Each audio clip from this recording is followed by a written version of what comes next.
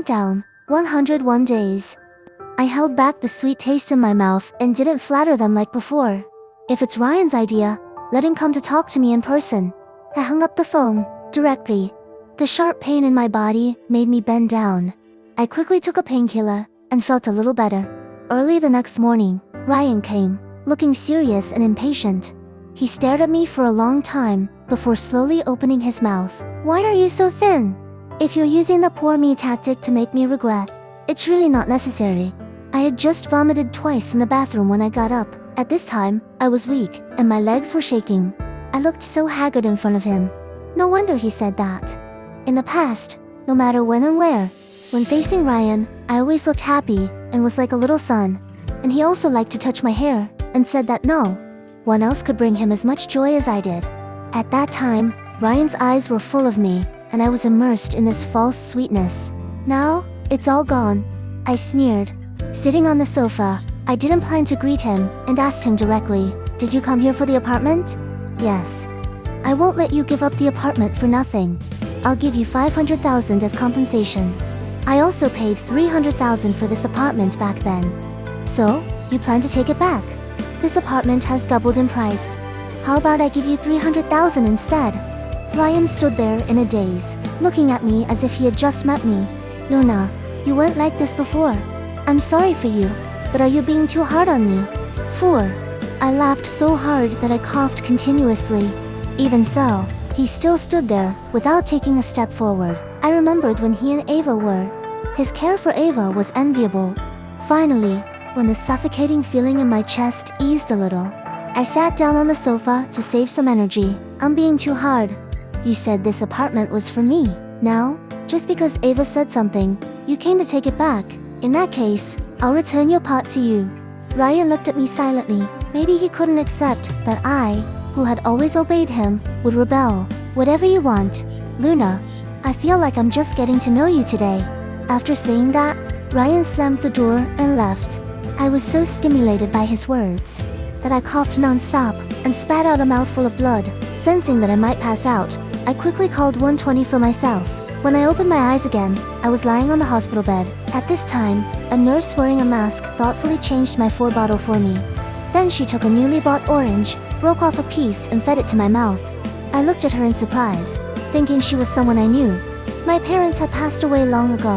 Whether in school or at work, I was introverted and didn't have many friends. "Senior, I'm Daisy. You're junior. You probably don't remember me.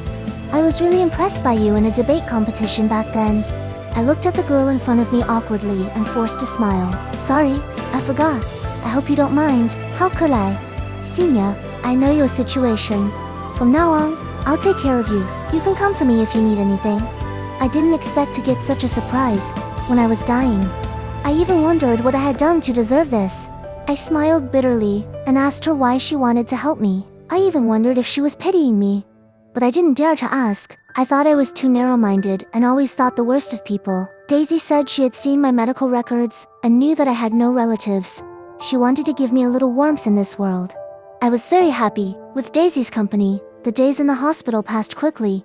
On the day I was about to be discharged from the hospital, Ryan called and asked to meet me. I agreed. When I was leaving, Daisy held my hand. "Sister, don't be soft on that scumbag. If you need my help, call me." It felt really good to have someone supporting me. Ryan asked me to meet at a tea house. I pushed the bank card with 300,000 in it to him. "What do you mean?" He was surprised to see me do this. "Isn't this what you asked me to meet for? You misunderstood. I came to ask you today if you would like to be the godmother of my child." "No." I was so angry that I started to tremble again and stood up directly to leave. But because I got up too quickly, I bumped into the chair next to me, and the examination report in my bag fell at Ryan's feet. 5.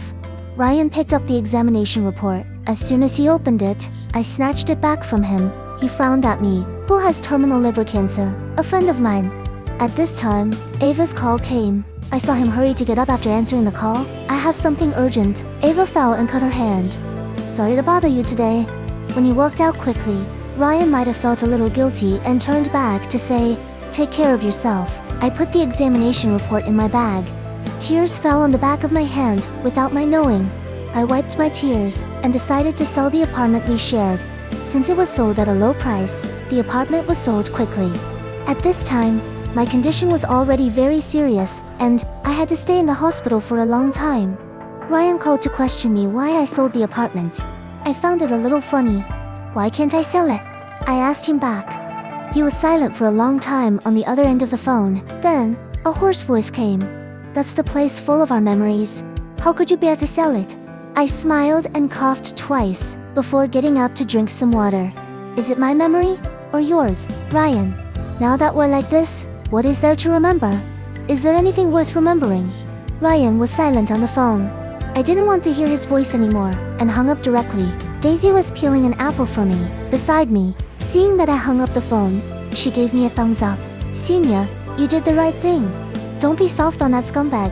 I think you shouldn't have given him that $300,000 back then. It was too cheap for him. Now, I was too weak to even force a smile. I took out the contract of the company we started together and handed it to Daisy. I want to ask you for a favor.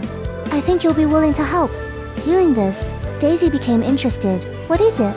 This is the share contract agreement of the company we started together.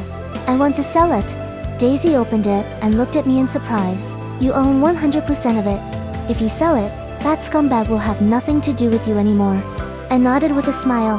After getting to know Daisy, I told her my story with Ryan. These things have been suppressed in my heart for too long, and I needed someone to talk to. Coincidentally, Daisy showed up at this time. Daisy took the power of attorney to handle the share transfer. From then on, Ryan's company no longer belonged to me. A few days later, Ryan called me. He dropped all his pretenses and shouted at me, asking why I sold the company without saying a word. Ryan, the company is mine. I have nothing to do with you anymore. How I deal with it is my business. Ryan, on the other side, completely exploded. First the apartment, then the company. Luna, was it necessary to be so ruthless? You were the one who wanted to break up. I didn't plan to separate from you. Ryan, can you be more shameless? You made me feel that my 7 years of dedication were worthless. Ryan was silent for a long time and sighed deeply. It sounded like he was smoking. Luna, I don't know why. Since you left, everything seems to have changed. How did we end up like this? I lay on the hospital bed crying silently. I heard Ava crying on the phone. And then he hung up the phone without even saying goodbye. At the beginning, Ryan was just a college graduate. At that time, he had ideals and ambitions. But he didn't have the capital to start a business. I gave him the money left by my parents, and he didn't let me down. He developed the company very well. Later, he said that everything he had was mine, so he gave me all the shares of the company without hesitation. At that time, I thought we would be happy like this forever. I sold the company and Ryan didn't blame me. One day, he called suddenly, and his voice was a little low. Luna, did you do all this to get my attention? Was the person on that medical record you? I couldn't control my hand shaking while holding the phone, and my voice got stuck in my throat. How could it be? I just don't want to have anything to do with you anymore. With this money, I can live the rest of my life freely. Why should we be entangled? That's good. If that's the case, then I bless you. Ryan paused and continued. But if you did these strange things to get my attention, it's really not necessary. It's good that the company is sold. I also have plans to start my own business, and Ava has the same idea.